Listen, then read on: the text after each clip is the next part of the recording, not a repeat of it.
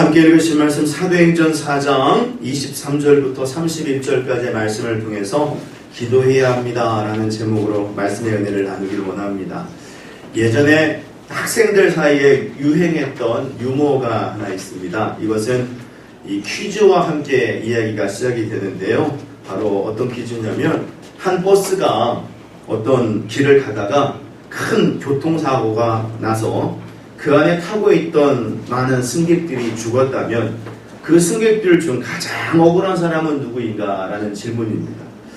여러분 한번 생각해 보십시오. 그 버스에 탔다가 죽은 사람들이 많이 있었을 텐데 그 중에서 가장 억울한 사람 여러분 누구이겠습니까? 아마 나름 생각하실 수가 있을 텐데 근데 사람들이 그 사람들 중에서 억울하게 죽은 사람은 이 네 사람이다 라고 얘기를 했다고 그래요. 첫 번째로는 누구냐면 억울하게 죽은 사람 누구인가 라고 했었을 때 그 버스가 그 96번 버스거든요. 근데 96번 버스를 타려다가 69번 버스를 갖다가 96번으로 착각해가지고 탄 사람이다 이렇게 말을 했대. 버스를 잘못 타가지고 이제 그런 일이 벌어졌으니까 얼마나 억울합니까? 또 두 번째로 억울하게 죽은 사람을 뭐라고 얘기했느냐면 결혼식을 하루 앞둔 사람이다 이렇게 얘기를 했대요. 또 세 번째 사람은 누구일까라고 얘기했었을 때 그 사람은 이 사람이라고 얘기를 했답니다. 버스가 출발을 하려고 하는데 놓칠까봐요 막 급하게 달려와가지고 간신히 그 버스를 탔는데 그 사고가 난 거예요. 마지막으로 네 번째로 억울하게 죽은 사람 누구인가? 그 사람은요 버스 안에서 졸다가 자기가 내려야 될 곳에서 못 내리고요 한 정거장 더 갔는데 그때 사고가 벌어진 거죠. 여러분 어떻습니까? 그럴싸하지요. 웃기지요. 그런데요 이 이야기를 들으면 우리가 결코 웃어넘길 수 없는 진리가 그 속에 숨겨져 있다는 것을 생각하게 됩니다. 그건 바로 이런 일들, 물론 이 이야기 자체는 유머이니까 지어낸 얘기일 수가 있겠지만 이 세상에서 살다 보면 이런 일들이 보편적으로 일어날 수 있다는 거예요. 우리가 살다 보면 별의별 일들이 참 많은데요. 우리들에게도 이처럼 억울한 일들이 일어날 수가 있다는 거죠. 그럴 때 여러분, 이러한 일이 우리에게 일어날 때 어떻게 해야 되겠습니까? 어떤 모습으로 대처하는 것이 좋을까요? 정말 억울한 일을 당할 때 어떻게 해야 되는 겁니까? 오늘 우리는요, 정말 억울한 일을 당해가지고 그 일에 대해서 대응하는 모습을 나타내고 있는 그 사람들의, 믿음의 사람들의 모습을 보면서 정말 이 믿음의 도전을 함께 받아 나가셨으면 좋겠습니다. 자, 말씀을 한번 보시겠습니다. 본문 23절을 보시면 이렇게 증거하고 있죠. 자, 23절 말씀 같이 함께 읽어봅니다. 시작! 사도들이 노임에 그 동료에게 가서 제사장과 장로들의 말을 다 알리니. 아멘. 말씀 보니까 사도들이 놓였다고 그럽니다. 그리고 그 동료에게 갔다고 그러죠. 그렇다면 여기서 말씀하고 있는 이 사도는 누구며 동료는 누구일까요? 예, 우리는 그것을 오늘 본문 앞부분의 그 말씀들을 통해서 보면서 정확하게 그들이 누구인지를 확인할 수가 있습니다. 곧 이 사도들이란 베드로와 요한을 말하는 것이고요. 동료란 바로 베드로와 요한을 제외하는 다른 제자들 그리고 그와 함께 있었던 많은 초대교회 성도들이라고 볼 수가 있을 겁니다. 그런데 말씀을 보니까 이 사도들이 놓였다는 거예요. 이 말은 붙잡혔다가 풀려났다는 말이죠. 그러면 왜 이들이 붙잡히고 또 풀려난 것일까? 그 내용을 알아야 되는데 사실 그 내용을 알려면 사도행전 3장 말씀부터 쭉 읽어 내려와야 됩니다. 내용이 이렇죠. 베드로와 요한이 오후 3시가 되었습니다. 우리 시간으로요. 성전에 기도를 하기 위해서 올라가고 있었습니다. 그런데 가는 길에 누구를 봤느냐면 나면서부터 못 걷게 된 안진뱅이를 보게 됩니다. 그 거린이지요. 또 40년 동안 한 번도 일어나 보지 못했던 그래서 남에게 구걸을 하면서 살고 있었던 한 사람을 만나게 된 거죠. 그런데 이 사람이 가다가 그 사람을 보게 되었고 특별히 주목해서 보았다고 그럽니다. 지극한 관심과 사랑을 가지고 본 거죠. 그러니까 이 안진뱅이 이 거린도 자기가 뭘 얻을까 해가지고요 두 사도를 보았다고 그래요. 뭔가 큰 것을 주려나 보다 이런 기대를 가지고 봤다는 거죠. 그런데 이때 베드로가 이렇게 외쳤다고 그랬습니다. 은과 금은 내게 없거니와 내게 있는 것을 내게 주노니 나사렛 예수 그리스도의 이름으로 일어나 걸으라. 이렇게 말을 한 겁니다. 일어나 걸으라는 거예요. 그래서 그 말을 듣고요 40년 동안 한 번도 일어나 보지 못했던 그 사람이 놀랍게도 일어나게 된 것입니다. 그러면서 막 뛰면서 하나님을 찬송을 하는 거죠. 정말 도저히 나을 거라고 생각할 수 없었던 그 병자가 고침받는 놀라운 기적이 일어나게 된 겁니다. 그러니까 이 사람들이 그 모습을 보고 어떻게 했습니까? 난리가 났지요. 놀라운 표적이 일어났으니까 당연히 그럴만도 합니다. 그때 베드로와 요한은요, 그 기적 앞에서 자신을 드러내는 말을 하질 않아요. 오직 예수 그리스도만을 증거하죠. 예수 그리스도의 복음만을 전하는 겁니다. 예수 그리스도께서 이 사람을 고쳐주신 것이고, 예수 그리스도를 믿을 때 모든 사람들도 다 새롭게 되어지면서 주님이 주신 은혜를 경험할 수 있다, 이렇게 말을 합니다. 그런데 그 일 후에 무슨 일이 벌어졌습니까? 그렇습니다. 즉각적으로 그 당시 종교 지도자들이 반응을 하는데요, 백성들 앞에서 예수님을 증거하고 있던 이 두 사람을 딱 붙잡아서는요, 밤새도록 가두어 놓고요, 그 후에 신문을 하면서 어떻게든 죽이려고 하는 겁니다.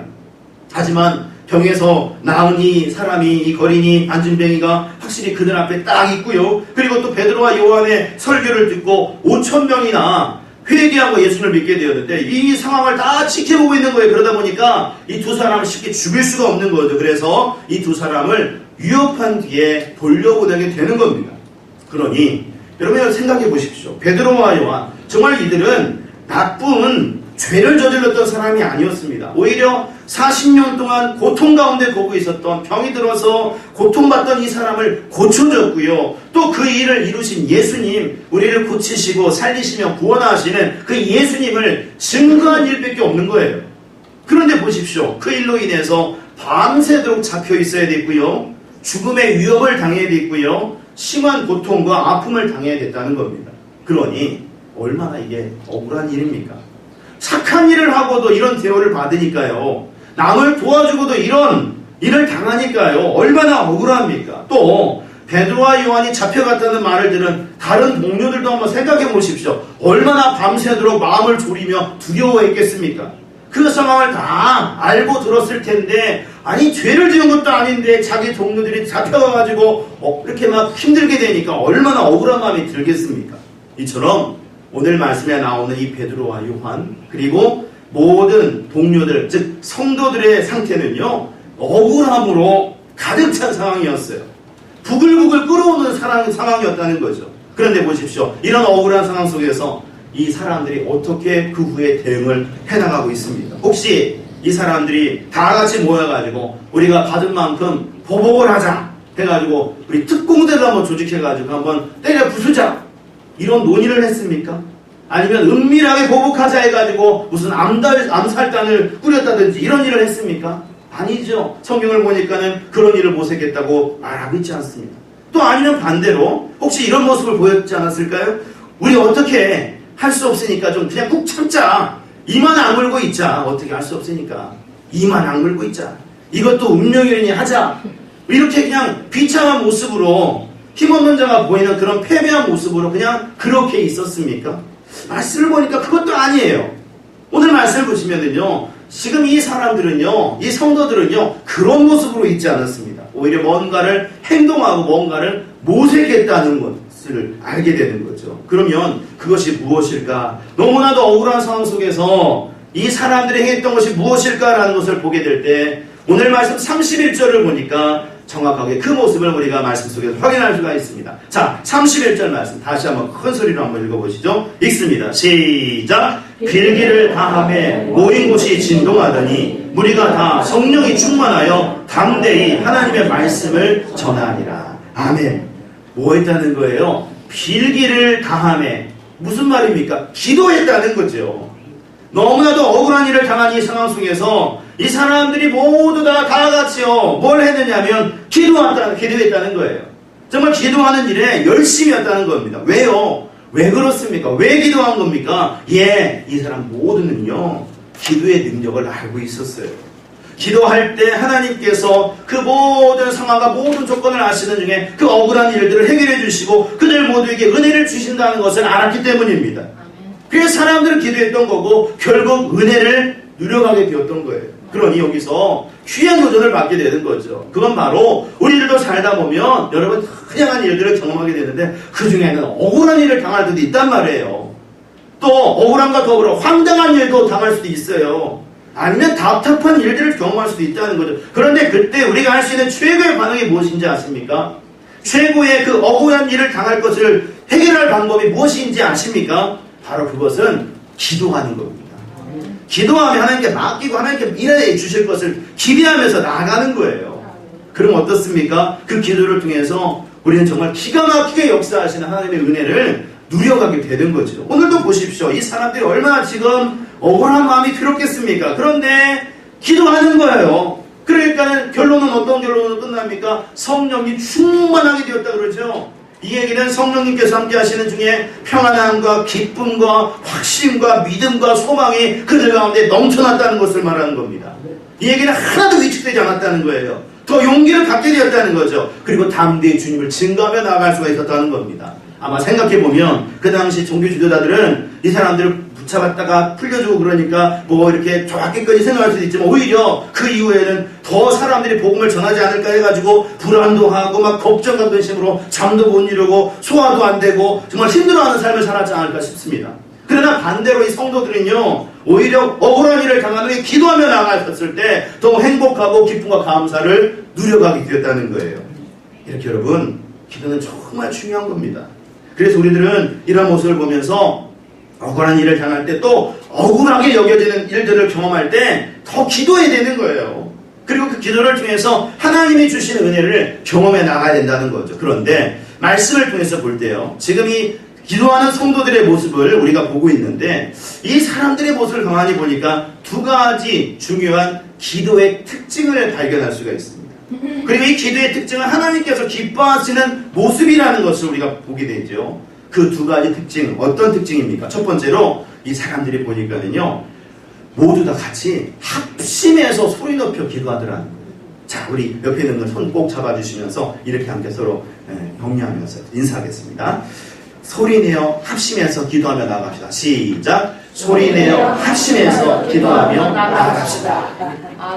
자, 본문 24절 말씀 다시 한번 읽어보도록 합니다. 본문 24절 같이 함께 읽어보시죠. 시작! 그들이 듣고 한마음으로 하나님께 소리를 높여 이르되 대주제여 천지와 바다와 그 가운데 만물을 지은 이시오. 아멘. 자, 이 말씀은 지금 성도들이 함께 모여가지고 기도하는 모습을 보여주고 있는데, 그런데 이 말씀 속에서도 주의 깊게 봐야 될 단어가 두 단어가 있다는 것을 알게 됩니다. 그건 바로 한마음으로 라는 말이죠. 한마음으로. 그리고 소리를 높여 이르되 라는 말입니다. 곧 이 말은 성도들이 한마음으로 다 같이 함께 한 뜻으로 기도했다는 거예요. 큰절하게. 그리고 소리를 내어 기도했다는 거죠. 이전에 오순절에 120명의 그 성도들이, 그 이상의 성도들이 함께 모여가지고 큰절히 기도할 때 성령을 받지 않았습니까? 그런 모습처럼 지금 다 같이 하나 되어가지고 큰절히 소리를 높여서 기도를 했다는 거죠. 그도 그럴 것이 얼마나 억울합니까? 또 얼마나 답답합니까? 바로 그 상황에서 이 사람들은요 같이 기도했어요. 다 같이 함께 모여서 그 답답하고 억울한 마음을 하나님께 내려놓으며 바라보며 기도를 했다는 거죠. 그런데 이렇게 다 같이 기도할 때 어떻습니까? 소리를 높여 간절하게 기도할 때 어떻습니까? 그렇습니다. 하나님께서 그것을 들으시고 역사하셨다는 거예요. 그 억울한 상황 앞에서 주님께 모든 것을 맡기며 소리 높여 함께 한 마음으로 기도하며 가니까 주님이 응답하시다라는 거죠. 이처럼 기도하는 것이 중요한데요. 특히 합심해가지고 그리고 소리를 높여서 간절히 기도하는 것이 너무나도 중요한 겁니다. 하나님의 은혜와 역사를 누리는 큰 방법이 되는 거죠. 여러분, 이 미국에요 50개 주 중에요 미국 본토의 동남부에 위치한 주로 땅콩 생산지로 유명한 그 주가 있습니다. 여러분 혹시 아십니까? 어느 주인지? 엘라바마 주예요. 이 주에 가보게 되면 땅콩이 많이 이렇게 나와가지고 그걸 서로 이제 잘 살고 그런 모습이 보이는데요. 그런데 특이하게도요, 이 주의 어떤 한 마을에 가보면은 기념탑이 세워져 있는데 이 기념탑이 다른 것이 아니라 모카를 갉아먹는 벌레들을 위해 세운 기념탑이라고 합니다. 거기에 이런 글귀가 세워져 있는데요. 이렇게 쓰여져 있대요. 한번 잘 들어보세요. 그대들은 우리에게 번영의 계기를 만들어 주었고 또 무엇이든지 하면 된다고 하는 신념을 일으켜 주었다. 목화 벌레들이여, 우리는 다시 한번 그대들의 노고에 진심으로 감사를 드린다. 여러분 이해가 되십니까? 너무 희한한 비문이지 않으세요? 이 목화 벌레들을 찬양하고 감사하고 있지 않습니까? 지금 분명히 목화 벌레라고 한다면 뭐 좋은 역할을 하지 않았을 거예요. 분명히 갉아먹거나 피해를 주었을 텐데 왜 이렇게 이 목화 벌레들에게 오히려 감사하고 있을까? 이유를 살펴보니까 이 원래 엘라바마 주가요 목화 생산지였다고 합니다. 그렇게 유명했대요. 그래서 목화 재배 때가 되면은요 주변에 많은 일꾼들이 엘라바마로 와가지고 또 일을 하고요. 특히 흑인 노동자들이 얼마나 가혹하게 일하고 그랬는지 몰라요. 그런데 어느 해인가요? 어디선가 수많은 벌레들이 갑자기 나타나가지고 이 목화를 갉아먹기 시작하는데요. 완전히 망쳐놓아가지고 수확을 할 수 없을 정도가 되었답니다. 그 때문에 그냥 몰려왔던 일꾼들로 다 뿔뿔이 다른 곳으로 떠나가고요. 완전히 한 해 농사를 망쳐버린 거죠. 그러고 난 다음에 이제 다음에는 괜찮겠거니 생각하고 기다리는데 다음 해에도 또 벌레들이 와가지고 다 갉아먹었대요. 그래서 어떻게 손도 못 쓰고 완전히 다 망해버리고 말았다는 거예요. 그러니까 사람들의 삶은 어떻습니까? 힘들어지지요. 병들고 굶어 죽는 사람들도 생기고요. 경제가 약해지니까 민심이 막 흉흉해져가지고 정말 살벌한 땅이 되고 말았대요. 바로 그때 엘라바마 주에 목사님들과 성도님들이 함께 모여가지고요. 기도하기 시작하는 거예요. 다 같이 합심해서 모여가지고 소리 높여서 기도하기 시작하는 거예요. 하나님의 도움을 바라며 기도하는 거죠. 그때 어떤 하나님의 뜻을 음성을 듣게 되느냐면 바로 로마서 8장 28절인데 자 스크린에 나와 있어요. 우리 한번 같이 함께 읽어보겠습니다. 함께 읽죠. 시작. 우리가 알거니와 하나님을 사랑하는 자 곧 그의 뜻대로 부르심을 입은 자들에게는 모든 것이 합력하여 선을 이루느니라. 아멘. 바로 이 말씀을 듣게 된 거예요. 그래서 이 말씀을 통해서 지금 당장 고난과 어려움이 있지만 좋으신 하나님은 반드시 우리를 좋은 길로 인도하실 것이다. 지금 당장 현실적으로 좋지 않은 일이 일어난다고 할지라도 이것조차도 하나님이 우리를 좋은 길로 인도하시기 위한 수단에 불과하다. 이런 감동을 받게 되고 용기를 얻게 된 겁니다. 그러면서 한 가지 지혜가 딱 떠오르게 되는데 그건 바로 벌레로 인해 가지고 목화를 재배할 수 없으니까 그 땅에 땅콩을 심자. 이렇게 생각을 하게 된 거예요. 그래서 그 엄청나게 넓은 땅에다가요 땅콩을 심게 되는데 얼마나 이 땅콩이 그렇게 잘 자라는지요. 그러니까 땅콩을 수확해가지고 부여하게 된 거예요. 거기에 더해가지고 섬유기술이 또 발전을 하게 되니까 나일론실이 또 개발이 된 겁니다. 그러니까 그런 옷이 막 나오게 된 거죠. 그러니까 사람들이 더 이상 목화를 이제 안 쳐다보게 되는 거예요. 그래서 다른 주에 목화밭에서 일하는 사람들 전부 다 망해버리고 막 이렇게 힘들게 되는데 먼저 이 알라바마 주 이 사람들은 어떻습니까? 일찍 목화 농사를 정리하고 땅콩 농사를 시작하게 되어서 결국 부자들이 되었다는 것이죠. 여러분, 이런 역사가 어떻게 일어나게 되겠습니까? 우연히 그러다 보니까 어떻게 하다 보니까 일어난 것일까요? 아니죠. 오히려 모든 사람들이 합심해서 기도할 때 또 간절한 마음으로 소리내어 또 하나님께 간구하여 갈 때 이런 역사가 일어났던 거예요. 그러니 이 사실을 기억한다면 우리들도 더욱더 기도하는 삶이 되어져야 될 줄로 믿습니다. 이 합심해서 함께 소리 높여 간절히 기도하는 우리 모두가 되어야 될 줄로 믿습니다. 그래서 그 기도를 통해서 역사하시는 하나님의 은혜를 경험하시고 날마다 주님 안에서 승리하며 나갈 수 있는 저와 여러분들의 삶이 되시기를 예수님의 이름으로 축원드립니다. 두 번째로 오늘 말씀 속에 우리 성도들이 정말 억울한 상황 속에서 그런 하나님을 바라보며 간절하게 그렇게 기도하며 갑니다. 그런데 기도할 때의 모습을 보니까 두 번째 특징이 있어요. 그것은 바로 말씀을 의지해서 기도하더라는 거예요. 자, 우리 옆에 있는 분들 또 다시 한번 손잡아 주시면서 말씀을 의지하며 기도합시다. 시작! 말씀을 의지하며 기도합시다. 예, 말씀 의지해서 기도해야 된다는 거예요. 자, 오늘 말씀 보니까 성도들이 구체적으로 기도했던 내용들이 나옵니다. 그러면 자, 구체적으로 어떤 기도를 드렸을까요? 24절 뒷부분을 보니까 아까 읽으셨던 24절이요. 뒷부분을 보니까 대주제요. 천지와 바다와 그 가운데 만유를 지은 이시요 라고 고백하지요. 그러니까 천지와 바다를 지으신 창조주 하나님의 이름을 부르면서 높이고 부르면서 기도하며 나아가고 있는 겁니다. 우리의 기도를 들으시는 하나님을 고백하며 가고 있는 거죠. 그러니까 여기서 보더라도 기도는 하나님께 드리는 것이 우리 주님께 드리는 것임을 확인하게 되는 거예요. 그러고 난 다음에 계속해서 기도를 하는데 자 25절 26절 한번 보십시오.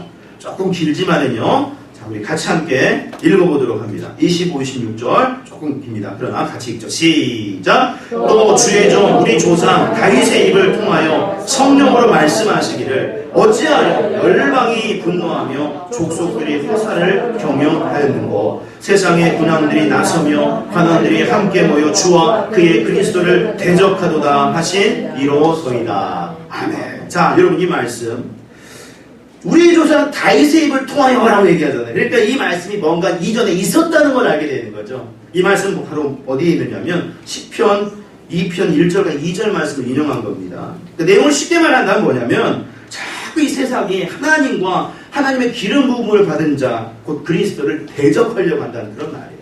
근데 이걸 고백하면서 구약의 말씀을 하나님의 말씀을 인용을 하고 있어요. 그런데 이 상황이 어떻게 이루어졌는가라는 걸 보게 될 때 27절을 보니까 이렇게 말씀하고 있죠. 과연 헤롯과 본디오 빌라도는 이방인과 이스라엘 백성과 합세하여 하나님의 기름 부으신 거룩한 종 예수를 거슬러 시편을 통하여서 말씀되어진 그 예언대로 헤롯과 본디오 빌라도 그리고 이방인과 유대인들이 다 같이 합세해가지고 예수님을 대적했다는 겁니다. 그러니까 말씀이 이루어졌다는 거죠. 그런데 이런 상황 속에서 어떻습니까? 28절이 증거하기를 하나님께서 그의 권능과 뜻대로 예정하신 대로 모든 것을 이루셨다는 거예요. 곧 예수 그리스도를 통해서 우리를 구원으로 인도하셨다는 거죠. 그럴 때 그것을 믿는 그를 믿으며 나아가는 성도들이 지금 보십시오. 그 믿음 안에서 어떻게 기도를 하고 있습니까? 자, 29절, 30절 말씀 다시 한번 읽어보시겠는데요. 자, 두 구절 같이 함께 큰 소리로 읽어봅니다. 시작! 주여 이제도 저희의 위협함을 굽어보시옵고 또 종들로 하여금 담대히 하나님의 말씀을 전하게 하여 주시오며 손을 내밀어 병을 낫게 하시옵고 표적과 기사가 거룩한 종 예수의 이름으로 이루어지게 하옵소서 하더라. 아멘. 자, 하나님의 약속, 하나님의 말씀이 그대로 이루어졌다는 것을 고백하면서요, 지금 성도들이 기도를 하는데 자신들이 받고 있는 그 위협을 도와달라고 하나 이렇게 기도하는 겁니다. 현실적인 기도죠. 주님께 그 문제를 해결해달라고 강구하는 거예요. 그리고 더불어서 말씀을 증거하고 병을 고치며 표적과 기사를 예수님의 이름으로 증거하게 해달라고 기도하고 있는 겁니다. 주님께서 주시는 능력을 얻기를 바라며 기도하는 거죠. 자신들의 모든 강구를 다 하나님께 아뢰며 나아갔던 것입니다.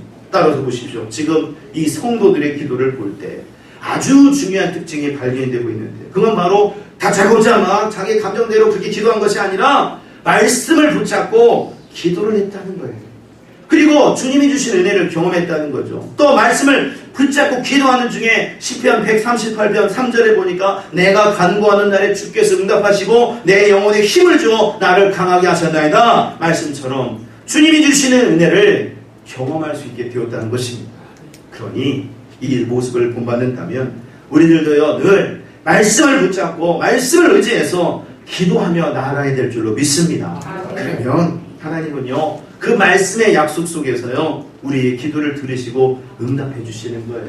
아멘. 어떤 억울한 일이나 답답한 일이나 아니면 억울하게 느껴지는 어떤 상황들이 있을 수가 있는데 그 모든 걸 주님께 내려놓으며 말씀을 의지해서 기도하며 가게 되면 능력과 사랑으로 하나님께서 함께 하신다는 것이지요.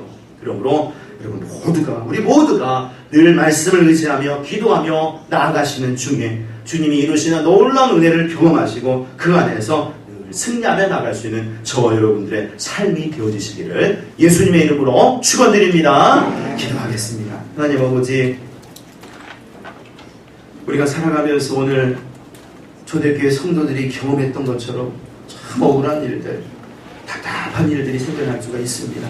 그럴 때마다 하나님 합심해서 소리 높여 주님을 바라보며 간절히 기도하며 나가는 저희들 되게 도와주시고 또 말씀을 의지해서 기도하며 나가는 저희들 되게 도와주셔서 주님이 이루시는 놀라운 역사 늘 경험하여 나가는 우리 모두가 되도록 함께하여 주옵소서. 이 모든 말씀 사랑 받으신 예수님의 이름으로 기도 올려옵나이다. 아멘.